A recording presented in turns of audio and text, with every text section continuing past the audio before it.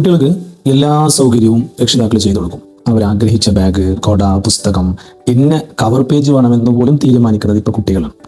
എന്നാൽ എല്ലാ സൗകര്യങ്ങളും ആവോളം രക്ഷിതാക്കൾ ചെയ്തു കൊടുക്കുകയും ചെയ്യും.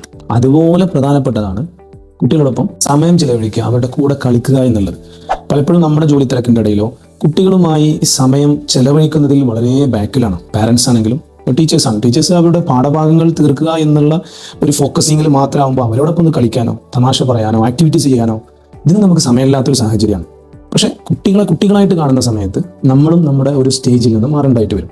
നമ്മൾ ചൈൽഡ്, പാരന്റ്, അഡൽട്ട് എന്നുള്ള 3 സ്റ്റേജിൽ നിന്ന് 3 ആവേണ്ട സാഹചര്യം ഉണ്ടാകും. ഇപ്പോൾ കുട്ടിയാകുമ്പോൾ ചില സമയങ്ങളിൽ നമ്മൾ അഡൽട്ടിലോട്ടും പാരന്റിലേക്കും പോകുമ്പോൾ കുട്ടികൾ ഇഷ്ടപ്പെടുന്ന അവരുടെ തലത്തോട്ടും നമ്മൾ ഇറങ്ങി ചെല്ലണം. അങ്ങനെ ആകുമ്പോൾ കമ്മ്യൂണിക്കേഷൻ വളരെ പക്വമായി തീരും. അപ്പോൾ പാരന്റ് എന്നുള്ള നിലക്ക് അവർക്ക് അനിവാര്യമായ ആവശ്യങ്ങൾ നിറവേറ്റുന്നത് പോലെ തന്നെയാണ് അവരോടൊപ്പം കളിക്കുക, അവരോടൊപ്പം സമയം ചെലവഴിക്കുക എന്നുള്ളത്. അതുവഴി നമുക്ക് ഒരുപാട് പ്രശ്നങ്ങൾ, ഒരുപാട് മനസ്സ് തുറക്കുന്നതിന് അതൊക്കെ സഹായകമാവും. അത് കുട്ടിയുടെ ഭാവി കൃത്യമായി നമുക്ക് മനസ്സിലാക്കുന്നതിനും ആ യാത്ര വളരെ നല്ല രീതിയിലാവുന്നതിനും കാരണമാവും.